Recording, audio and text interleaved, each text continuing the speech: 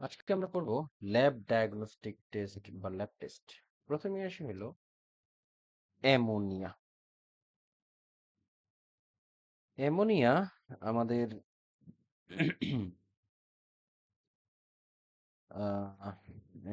Protein সিনথেসিসের মাধ্যমে তৈরি হয় বডিতে, এবং অ্যামোনিয়া যখন বডিতে বেড়ে যায় তখন সিরোসিসের একটা সম্পর্ক থাকে। বিশেষ করে তোমার হেলদি লিভার অ্যামোনিয়াকে ইউরিয়াতে তৈরি করে, ইউরিয়া উৎপন্ন করে অ্যামোনিয়া থেকে।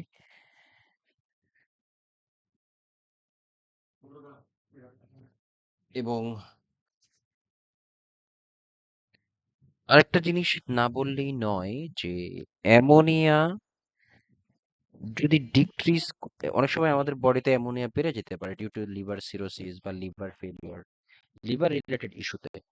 তো আমরা সেক্ষেত্রে কিভাবে বুঝতে পারি যে পেশেন্টের ইমপ্রুভমেন্ট হচ্ছে কিনা, অথবা অ্যামোনিয়া কিন্তু আমাদের বডিতে টক্সিসিটি তৈরি করে। তো অ্যামোনিয়া কমে গেলে বডিতে পেশেন্টের কনশাস লেভেল বেড়ে যায়, ঠিক আছে। অ্যামোনিয়া ডিক্রিজ করলে, মানে সিরোটিক পেশেন্ট অনেক সময় কনফিউজড থাকে। এটার অন্যতম প্রধান কারণ হলো তাদের বডিতে অ্যামোনিয়া বেড়ে যায়। কিডনিতেও সেম একই, সিকিডি পেশেন্টদের ক্ষেত্রেও একই। অ্যামোনিয়া যেহেতু ওয়েস্ট প্রোডাক্ট বডির, হ্যাঁ, এটা এলিমিনেট করতে পারে না, তখন অ্যামোনিয়া বেড়ে যায় এবং পেশেন্টের কনশাস লেভেল কমে যায়। আবার পেশেন্টের কনশাস লেভেল যদি বেড়ে যায় তখন আবার অ্যামোনিয়া কমে যায়, এইভাবে আমরা গেস করতে পারি। এবং অ্যামোনিয়া, একটা জিনিস শর্টে একটা জিনিস বলতে চাই, সেটা হলো অ্যামোনিয়া ইনক্রিজ করলে সিরোসিস ইন্ডিকেট করে। আর অ্যামোনিয়া ডিক্রিজ হয় ল্যাকটোলোজের মাধ্যমে। এই যে মানে স্টুল সফটনার্স বা স্টুল রিলিজিং যে ইয়েগুলো আছে, সাবস্টেন্স গুলো আছে, সেখানে ইয়ে করে।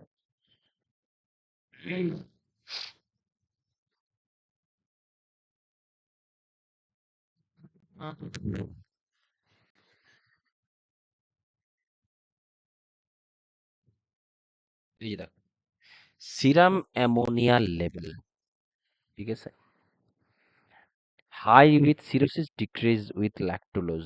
আমরা দেখবা যে কনস্টিপেশনে কিন্তু ল্যাকটোলোজ সিরাপ ব্যবহার করা হয়। এই ল্যাকটোলোজ সিরাপ কি করে, স্টুলের সাথে এক্সট্রা যে বডির অ্যামোনিয়া আছে এইটাকেও বের করে নিয়ে আসে।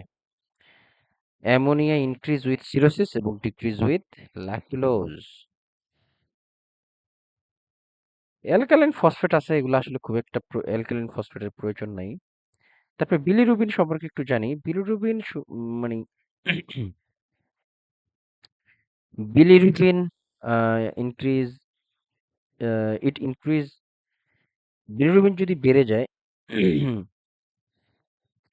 সেটা আমাদের লিভার ড্যামেজ ইন্ডিকেটর। আচ্ছা, না বললেই নয়, চলো আমরা একটু বিলিরুবিন বা জন্ডিস কিভাবে হয় এটা একটু প্রাইমারি ধারণা ভাইয়া নিই। ওই অ্যামোনিয়া কমলে কি বলছেন? ল্যাকটোজ? অ্যামোনিয়া ল্যাকটোলেজের মাধ্যমে কমে যায়। আচ্ছা, আমরা একটু জন্ডিসটা দেখি।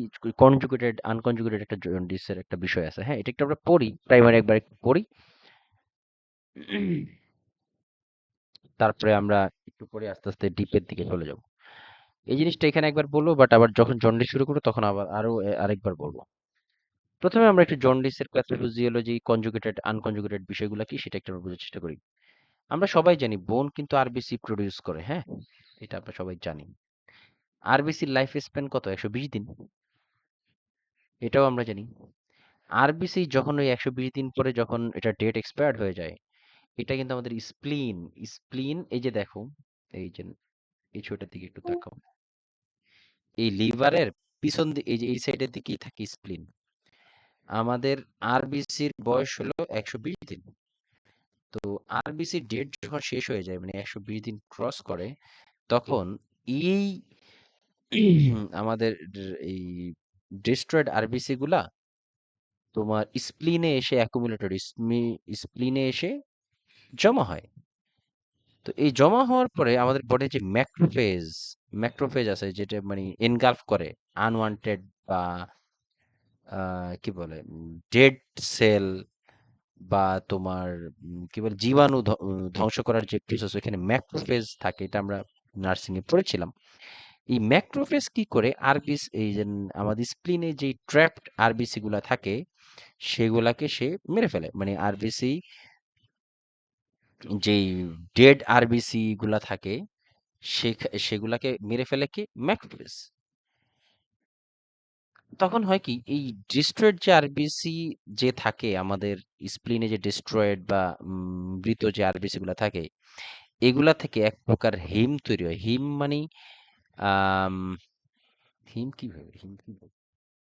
হিম হলো আহ, হিমোগ্লোবিনের সাথে হিমো হিম এবং গ্লোবিন। হিমটা হলো এই মানে কি বলে, এক ধরনের দানাদার পানি জাতীয় এক ধরনের সাবস্টেন্স, যেটা আমাদের ইয়েতে থাকে, মানে কি বলে, ব্লাডে থাকে। এই এই আরবিসির আরবিসিতেই মূলত কিন্তু হিমটা থাকে।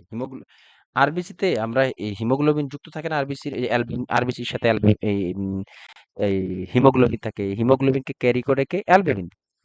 এটা তো আমরা জানি নাকি? তো এই যে আমরা যে এই যে আরবিসি যখন মারা যায়, মানে আরবিসি যখন ডিস্ট্রয় হয়ে যায়, এই আরবিসিতে লেগে থাকে যে হিমোগ্লোবিনের যে এই হিমটা হিমটাও তো মারা যায়, তাই না? এই হিম মূলত বা ডিস্ট্রয়েড হিম মূলত বিলিরুবিন তৈরি করে।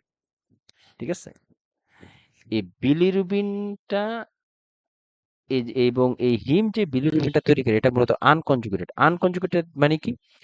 এটা ফ্যাটের সাথে দ্রবীভূত হয়। আমাদের আমি আবার বলে একটু বোঝার চেষ্টা করো, তাহলে এই জিনিসটা অনেক ইজিলি এবং এটা মজারও অনেক। প্রথমে কি, আমরা সবাই জানি আমাদের বোনস আরবিসি তৈরি করে, রেড ব্লাড সেল, শুধু red blood, WBC RBC WC platelet সবগুলোই তৈরি করে বোন ম্যারো। আমাদের এই আরবিসির লাইফ স্প্যান 120 দিন। 120 দিন পরে এই আরবিসি গুলো মারা যায়, মানে তাদের মানে ফাংশন ইনঅ্যাক্টিভ হয়ে যায়। তো এই আরবিসি কি করে? তো যেহেতু ইনঅ্যাক্টিভ হয়ে যায়, এটা আমাদের যে স্প্লিন একটা জালির মতো, হ্যাঁ, ফিল্টারের মতো কাজ করে স্প্লিন। এইখানে এই ডেড আরবিসি গুলা এসে আটকে যায়, ট্র্যাপ হয়, expiring RBC trap to spleen. এই আর এই স্প্লিনে কি হয়, ম্যাক্রোফেজ একটা ধাপ আছে যেটা তোমার আনওয়ান্টেড সাবস্টেন্সকে গিলে ফেলে বডির। এটা হলো protective cell macrophage. T cell, তারপরে CD4, এগুলো সব আমাদের প্রোটেক্টিভ সেল। ডাব্লিউবিসি, ম্যাক্রোফেজ, এগুলো হলো প্রোটেক্টিভ সেল বডির। এই ম্যাক্রোফেজ কি করে? Destroy trapped RBC inside the স্প্লিন, এবং এই ডিস্ট্রয়েড আরবিসি থেকে একটা হিম প্রডিউস হয়, হিম। এবং এই যেই প্রডিউস, যেই হিমটা আমাদের স্প্লিনে তৈরি হয়, সেটা থাকে আনকনজুগেটেড। আনকনজুগেটেড মানে কি? আনকনজুগেটেড মানে হলো এরা ফ্যাটে দ্রবীভূত হয়। এই আনকনজুগেটেড মিন্স এরা ফ্যাট দ্বারা দ্রবীভূত হয়। This unconjugated bilirubin comes into the systemic circulation. Yes, এই ফ্যাটে দ্রবীভূত যেই আরবিসি গুলা থাকে, এরা সরি, এই ফ্যাটে মানে যে বিলিরুবিনটা তোমার হিম থেকে তৈরি হয়, এটা ফ্যাটে দ্রবীভূত হতে পারে, এবং এটাকে বলা হয় আনকনজুগেটেড বিলিরুবিন। এই আনকনজুগেটেড বিলিরুবিন আবার আমাদের সিস্টেমিক সার্কুলেশনে চলে আসে, which is fat soluble only, যেটা ওই একই জিনিস আর কি। এই unconjugated bilirubin comes into the systemic circulation which is fat soluble only. This unconjugated bilirubin has power to cross the blood brain barrier and enter into the brain. In severe cases they cause carnic tears. এই জায়গাটা একটু important বুঝার আছে। দেখো, আমরা একটু আগেই বলেছিলাম আমাদের বডিতে অ্যামোনিয়া কি বলে, বেড়ে গেলে, আমরা একটু আগে বলেছিলাম সিরোটিক পেশেন্টে অ্যামোনিয়া বেড়ে যায়, তাই না? আর এবং এটাও বলেছিলাম যে অ্যামোনিয়া কমলে কনসাস লেভেল বাড়ে, আর অ্যামোনিয়া বাড়লে কনসাস লেভেল কমে। একটু আগেই বলেছিলাম, তাই না? তো এইখানে হয় কি, এই যে এই জায়গাটা একটু দেখো, এই যে আমাদের যেই আরবিসি গুলো ডিস্ট্রয় হয়ে যায়, এটা আমাদের স্প্লিনে এসে ট্র্যাপ হয়ে যায়, জালির ভিতরে আটকে যায়। একটু দাঁড়াও, একটু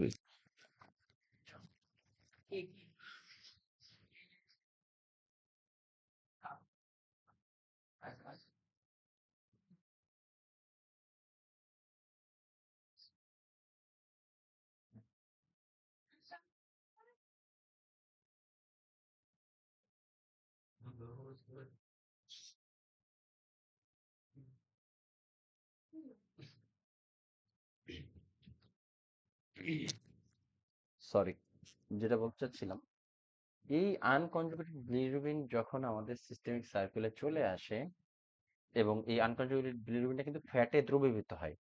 this unconjugated bilirubin has power to cross the blood brain barrier. এই আনকনজুগেটেড বিলিরুবিনটা আমাদের ব্লাড ব্রেন ব্যারিয়ার, যেটা একটা প্রোটেক্টিভ লেয়ার।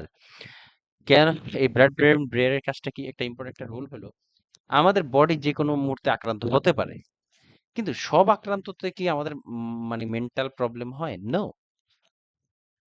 এই ব্লাড ব্রেন ব্যারিয়ার এমন একটা প্রোটেক্টিভ লেয়ার যে বডির আনওয়ান্টেড সাবস্টেন্স বা হার্মফুল এলিমেন্ট গুলাকে সহজেই আমাদের এই ব্রেনের দিকে যেতে দেয় না। এটা একটা ফিল্টার করে ফেলে, ব্লাড ব্রেন ব্যারিয়ারটাকে ফিল্টার করতে পারে না। মানে সব জিনিসই সহজেই ব্লাড ব্রেন ব্যারিয়ারকে ফিল্টার করতে পারে না।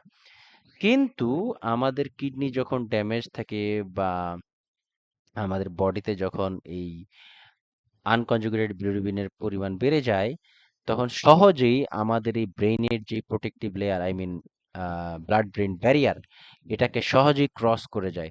এবং ইন সিভিয়ার কেসেস, মানে যখন অনেক বেশি বেড়ে যায় আনকনজুগেটেড বিলিরুবিন বডিতে যখন অনেক বেশি বেড়ে যায়, তখন এটা আমাদের ব্লাড ব্রেন ব্যারিয়ারটাকে ভেদ করে একটা প্রবলেম করে, যেটাকে কার্নিক টেরাস বলে। কার্নিক টেরাস, এটা সম্পর্কে একটু ডিটেলস জানবো পরে। সাধারণত একটা healthy liver, usually healthy liver produce albumin and this albumin has power to bind with this unconjugated bilirubin. Yes, আমরা এটাও জানি যে আমাদের অ্যালবুমিন, আমাদের লিভার কিন্তু অ্যালবুমিন উৎপন্ন করে। আর অ্যালবুমিন কি করে? আমাদের এই কি বলে, এই অনকোটিক প্রেসারের মাধ্যমে বডির ভেসেলের ভিতরে ওয়াটার রিটেনশনে সাহায্য করে, এটাও আমরা জানি। একটা হেলদি লিভার কি করে? এই আনকনজুগেটেড বিলিরুবিনকে আনকনজুগেটেড বিলিরুবিনকে বাইন্ড করতে পারে। কিভাবে? Usually healthy liver produce albumin. Albumin কি করে? আমাদের ওই যে কি বলে, প্রোটিনকে বাইন্ড করে, অ্যালবুমিনের সাথে আবার ওই যে হিমোগ্লোবিন যুক্ত থাকতে পারে। মানে অ্যালবুমিন অনেক জিনিস, অনেকগুলা কাজ করে। এর ভিতরে আরেকটা কাজ হলো যে এরা আনকনজুগেটেড বিলিরুবিনকে, একটা হেলদি লিভার আনকনজুগেটেড বিলিরুবিনকে বাইন্ড করে, and usually healthy liver produce albumin and this albumin has power to bind with this unconjugated bilirubin and pull through towards the healthy liver, and liver enzyme বিশেষ করে glucuronic acid helps to convert unconjugated bilirubin to conjugated bilirubin which is water soluble. এই জায়গাটা একটু ভালোভাবে বোঝার চেষ্টা করো যে একটা হেলদি লিভারের জানি আমরা লিভার অ্যালবুমিন তৈরি করে, এবং এই অ্যালবুমিনের একটা ইয়ে হলো, এরা বাইন্ডিং পাওয়ার আছে। এরা বাইন্ড করে, কি বাইন্ড করে? এই আনকনজুগেটেড বিলিরুবিন গুলাকে বাইন্ড করে এরা আমাদের বডির যে সিস্টেমিক সার্কুলেশন এদের দিকে নিয়ে আসে। এবং লিভারের একটা এনজাইম আছে যেটাকে বলা হয় গ্লুকোরনিক অ্যাসিড। এই গ্লুকোরনিক অ্যাসিড, এটা একটা লিভারের enzyme that helps to convert unconjugated বিলিরুবিনকে conjugated bilirubin which is water soluble, এই ওয়াটার সলিউবলে পরিণত করে। And this conjugated bilirubin target is to convert conjugate conjugated bilirubin. মানে হলো এই ওয়াটার সলিউবল যেই বিলিরুবিনটা আছে, এটা আহ, এই যখনই এই ওয়াটার সলিউবলে কেন এটা ট্রান্সফার করে দেয় একটা হেলদি লিভার? কারণটা হলো এই কনজুগেটেড বিলিরুবিন কিন্তু আবার ব্লাড ব্রেন ব্যারিয়ারকে ক্রস করতে পারে না, easily comes out through the stool and urine and sweat. This is why, due to any reason of the RBC breakdown increases in the circulation, then unconjugated bilirubin increases and cause hemolytic jaundice. If liver has any disease like cirrhosis, hepatitis B or C, then liver cannot uptake unconjugated bilirubin and cause hepatocellular or obstructive jaundice. নিচের লাইনগুলোতে এই জায়গা থেকে বোঝো নাই কে কে? ভাইয়া এক আমি এই পর্যন্ত বুঝছো সবাই? একদম আমাকে ক্লিয়ার করো তো এইখান থেকে এই পর্যন্ত। জি ভাইয়া বুঝছি। ওয়াটার সলিউবল পর্যন্ত বুঝছো না? এই জায়গাতে একটু বুঝায় দিই। জি ভাইয়া। এই প্যাথোলজিটা যেটা খুবই মজার। দেখো আমরা জন্ডিস জন্ডিস কিসের রোগ? লিভারের রোগ না? জন্ডিস হলে জন্ডিস মানে কি আমাদের বিলিরুবিন বেড়ে যায়। কেন বেড়ে যায়? লিভারে প্রবলেম থাকে, এজেন্ট বিলিরুবিন বেড়ে যায়। এটা কিভাবে কি হয়? আমি আবার বলি, নিচের এই বিশেষ করে ওয়াটার সলিউবলের জায়গাটা একটু বোঝার চেষ্টা করবা। উপরেগুলো অলরেডি একবার বুঝছো, তাও আমি আবার বলবো। বোনস প্রডিউস আরবিসি, এটা আমরা সবাই জানি। আরবিসির 120 দিন থাকে এবং এক্সপায়ার্ড যে আরবিসি এটা আমাদের স্প্লিনে এসে আটকে যায়। ম্যাক্রোফেজ কি করে? এই আরবিসি গুলাকে ডিস্ট্রয় করার মানে এনগালফ করে ফেলতে চায় বা এনগালফ করে ফেলে। এই ডিস্ট্রয়েড আরবিসি থেকে একটা প্রোডাক্ট উৎপন্ন যেটাকে হিম বলা হয়। এই হিম কিন্তু মূলত বিলিরুবিনটা তৈরি করে বডিতে, এবং যেটা কিনা আনকনজুগেটেড বা ফ্যাটে এটা দ্রবীভূত হয়ে যায়। This unconjugated bilirubin comes into the systemic circulation which is fat soluble only. This unconjugated bilirubin has power. এই আনকনজুগেটেড বিলিরুবিন একটা পাওয়ার আছে কি, সেটা ব্লাড ব্রেইন ব্যারিয়ারকে ক্রস করে যাওয়ার, এবং ইন বেশি যদি এরকম এই আনকনজুগেটেড বিলিরুবিনটা বেড়ে যায়, তখন আমাদের কার্নিক টেরাস নামের একটা রোগ হয়। এটা সিভিয়ার, তোমার বিলিরুবিন বাড়লে এই প্রবলেমটা হয়। দেখবা সিভিয়ার জন্ডিসে বা লিভার সিরোসিসে পেশেন্টের লেভেল অফ কনসাসনেস কমে যায় ডিউ টু এই আনকনজুগেটেড বিলিরুবিন। কেন? কারণ এই আনকনজুগেটেড বিলিরুবিনের একটা ক্ষমতা থাকে যেটা আমাদের ব্লাড ব্রেইন ব্যারিয়ারকে ক্রস করে ব্রেইনের দিকে চলে যাও। এখন কথা হলো, আমাদের প্রত্যেকের শরীরে এই আনকনজুগেটেড বিলিরুবিন উৎপন্ন হয়, কিন্তু আমরা কেন আমাদের লেভেল অফ কনসাসনেস কমে যায় না? কারণ আমাদের লিভার ভালো থাকে। আমাদের হেলদি লিভার কি করে? অ্যালবুমিন উৎপন্ন করে, যেটা আমরা জানি, এবং এই অ্যালবুমিনের একটা পাওয়ার আছে যেটা আনকনজুগেটেড বিলিরুবিনটাকে হোল্ড করে, মানে এই আনকনজুগেটেড বিলিরুবিনটাকে বাইন্ড করে আমাদের লিভার থেকে একটা এনজাইম, মানে এই আনকনজুগেটেড বিলিরুবিনটাকে লিভারের একটা এনজাইম যেটা বাইন্ড করে এটাকে কনজুগেটেড বিলিরুবিন কনজুগেটেড বিলিরুবিনে পরিণত করে। এবং কনজুগেটেড বিলিরুবিনটা কিন্তু ওয়াটার সলিউবল। এই ওয়াটার সলিউবল যখন হয় তখন আর কিন্তু এই আমাদের হয় না, এই ব্লাড ব্রেইন ব্যারিয়ার ক্রস করতে পারে না বিলিরুবিন। ঠিক আছে? And this conjugated bilirubin is water soluble, যেটা অলরেডি বললাম। ইজ টু কনভার্ট, আচ্ছা, conjugated bilirubin can not cross blood brain barrier but easily come, এবং এই বিলিরুবিনটা আমাদের ব্লাড ব্রেইন ব্যারিয়ারকে ক্রস করতে পারে না, কিন্তু এটা যার ফলে কি সহজে এরা ইউরিনের সাথে স্টুলের সাথে বের হয়ে আসে। This is why due to any reason if the RBC breakdown increases in the circulation, এই কারণে কোনোভাবে যদি আরবিসি ব্রেকডাউন বেড়ে যায়, বিশেষ করে হেমোলাইটিক অ্যানিমিয়াতে অথবা হেমোলাইটিক জন্ডিসে এই জিনিসটা বেশি হয়। This is why due to any reason if the RBC breakdown increases in the circulation, the unconjugated bilirubin increases and causes hemolytic jaundice. এর কথা হলো, কখন লিভার এই আনকনজুগেটেডটা থেকে বিলিরুবিন থেকে কনজুগেটেড বিলিরুবিনে চেঞ্জ করতে পারে? কখন? যখন লিভারটা হেলদি থাকে। যদি লিভারটা হেলদি না থাকে, এই প্রসেসটা দেখো, এইখান থেকে যা শিখছি এটার একদম বিপরীত দিকে টার্ন করবে। মানে কি? আমাদের লিভার হেলদি না, মানে হেপাটাইটিস হোক অথবা সিরোসিস হোক, এরকম যদি হয়ে থাকে, তাহলে কি হবে? সে অবশ্যই তোমার এই কি বলে ফ্যাট সলিউবল থেকে ওয়াটার সলিউবল করতে পারবে না। তার মানে কি? এটা আমাদের ইউরিন বা সোয়েটের মাধ্যমে বা স্টুলের মাধ্যমে বের হবে না। সিম্পল। আর এগুলো যদি না হয় তাহলে কি হবে? মানে ফ্যাট সলিউবলই থেকে যাবে। আমাদের এই যে এই বডিতে যে বিলিরুবিন উৎপন্ন হয় হিম থেকে, এটা ফ্যাট সলিউবলই থেকে যাবে। আর ফ্যাট সলিউবলের কি করতে পারে? আমাদের ব্লাড ব্রেইন ব্যারিয়ারকে ক্রস করে যেতে পারে। ফলে কি হবে? আমাদের মেন্টাল রিটার্ডেশন বা কি বলে মেন্টাল লেভেল অফ কনসাসনেস কমে যাবে। এই জন্য দেখবা সিরোটিক পেশেন্টরা তাদের লেভেল অফ কনসাসনেস হঠাৎ কমে যায়। নেক্সট টাইম খেয়াল করো। বুঝা গেছে? এবং অনেক বেশি বেড়ে গেলে একটা কার্নিকটেরাস সিভিয়ার মেন্টাল ড্যামেজ করে এই কার্নিকটেরাস হলে, হ্যাঁ?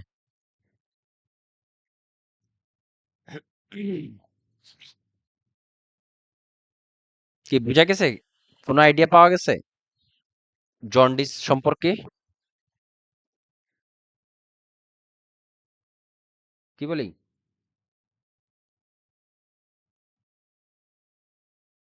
জি ঠিক আছে, ভাইয়া।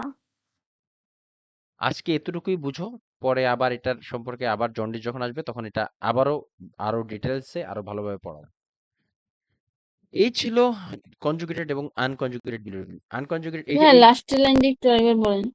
আচ্ছা, দেখো, যদি কোনো লিভারে কোনো প্রবলেম থাকে তাহলে কি এই প্রসেসটা কমপ্লিট করতে পারবে লিভার? লিভার কিন্তু পারবে না। কেন কিভাবে পারবে না?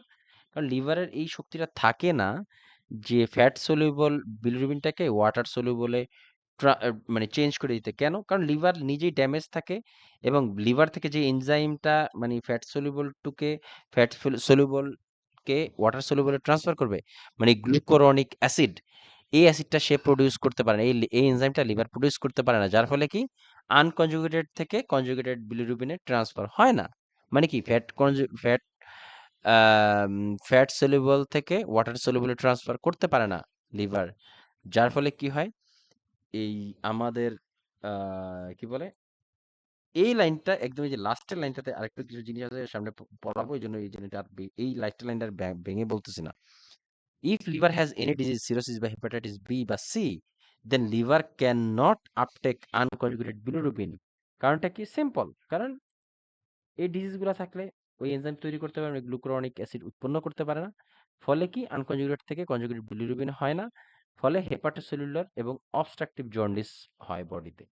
বডিতে হেপাটোসেলুলার মানে হেপাটিক জন্ডিস এবং অবস্ট্রাকটিভ আমাদের বিলিরুবিন যে বের হয়, বাইল যে বের হয়, এই জায়গাটা ব্লক হয়ে যায়। এটাকে অবস্ট্রাকটিভ জন্ডিস বলা হয়। এই পর্যন্তই মাথায় রাখো, পরে আবার বলবো নি।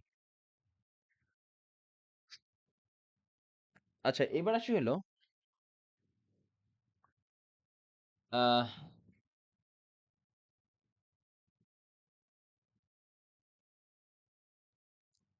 দেখো, আমাদের অ্যামাইলেজ লাইপেজ এগুলো কোত্থেকে সিক্রেশন হয় বলো তো?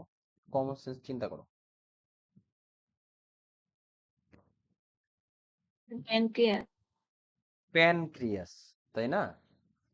এখন কথা হলো প্যানক্রিয়াস প্যানক্রিয়াটাইটিসে সিরাম অ্যামাইলেজ এবং লাইপেজ দুইটাই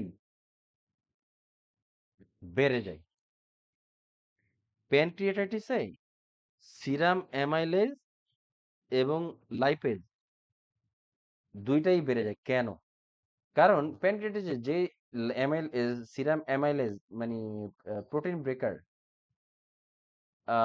সরি, অ্যামাইলেজ হলো কার্বোহাইড্রেট ব্রেকার, ট্রিপসিনোজেন, নাকি ঠিক বলতেছি না? লাইপেজ তো ফ্যাট ব্রেকার, এটা জানি। আহ, মানে কি ঠিক ঠিক আছি না আমি নাকি? লাইপেজ হলো অ্যামলেস carbohydrate.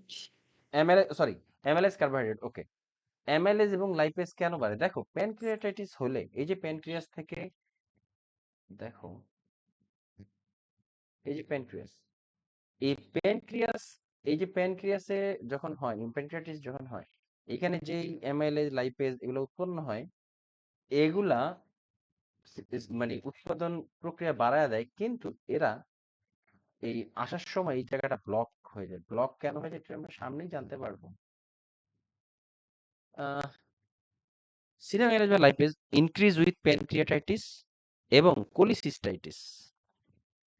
For pancreatic lipase is more specific. ঠিক আছে?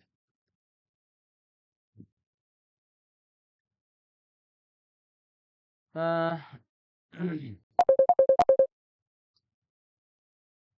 তারপরে হলো আম,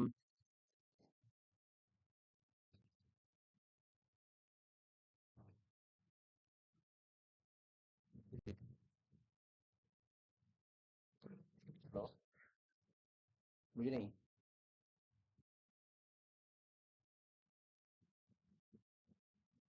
আচ্ছা, কি বিষয়ে?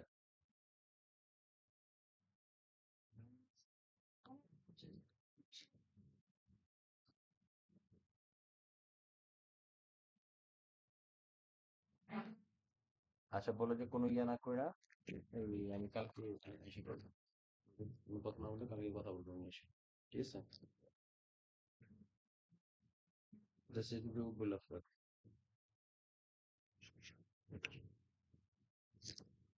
সরি। তাহলে আমরা কি এই এই যে দেখো বিলিরুবিন, কনজুগেটেড বিলিরুবিন এবং আনকনজুগেটেড বিলিরুবিন সম্পর্কে আইডিয়া পাইছি, আশা করি পেয়েছি। হ্যাঁ, তো কনজুগেটেড বিলিরুবিন হলো 0.1 থেকে 0.4 এবং আনকনজুগেটেড হলো 0.2 থেকে 0.7। এটার দরকার নাই, আনকনজুগেটেড রেঞ্জটা না জানলেও চলে, বাট ডিরেক্ট মানে কনজুগেটেড বিলিরুবিনের রেঞ্জটা জানা ভালো। বা টোটালটা জানলেও চলবে। হ্যাঁ, টোটালটা জানলেও চলবে। টোটাল বিলিরুবিন হলো 0.3 থেকে 1.1 মিলিগ্রাম পার ডেসিলিটার। এবার আসলে এসজিওটি, এসজিপিটি আমরা জানি সবাই, লিভার ফাংশন টেস্ট আমরা সবাই জানি। এই এসজিওটি এবং SGPT both liver function test, ঠিক আছে? তবে এসজিওটি এই যে 5 থেকে 20 এইটার রেঞ্জ না জানলেও চলে, তারপর এসজিপিটি 5 থেকে 35 এগুলো রেঞ্জ না জানলেও চলে। আমরা এসজিওটির রেঞ্জ কিন্তু হার্ট ফেলিওরেও দেখে থাকি বিশেষ করে। হ্যাঁ, হার্টের পেশেন্টদের ক্ষেত্রেও এই এসজিওটিটা দেখা হয়। বাট যদি বলা হয় যে লিভারের স্পেসিফিক স্পেসিফিক লিভারের প্রবলেম জানার জন্য কোনটা বেশি মোর স্পেসিফিক, তাহলে SGPT. SGPT is more specific liver test, liver function test, ঠিক আছে?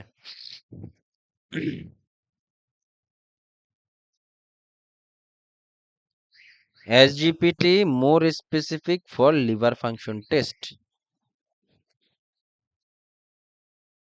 এবার আসি হলো প্রোথ্রম্বিন। আচ্ছা, প্রোথ্রম্বিন টাইম কেন দেখা হয় বলো তো? প্রোথ্রম্বিন টাইমের সাথে লিভারের কি সম্পর্ক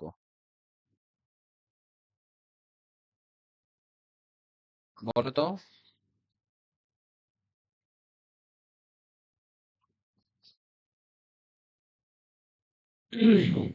বলতে পারবা?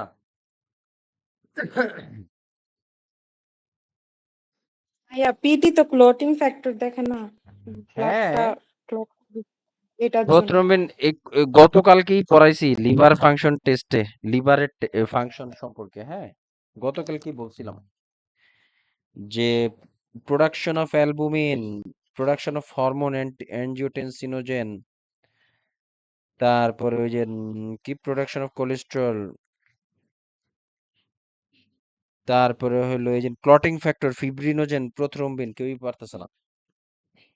এই প্রোথ্রম্বিন টাইম বা প্রোথ্রম্বিন এটা হলো লিভার থেকে উৎপন্ন হয়, ক্লটিং ফ্যাক্টর এগুলা এগুলা উৎপন্ন, এগুলাও চেক করা যায়। এখন কারো যদি ইয়ে ড্যামেজ থাকে, লিভার সিরোসিস বা হেপাটাইটিস বি বা সি থাকে, অবশ্যই তার প্রোথ্রম্বিন টাইম বেশি থাকবে। মানে রক্ত জমাট বাঁধতে দেরি করবে।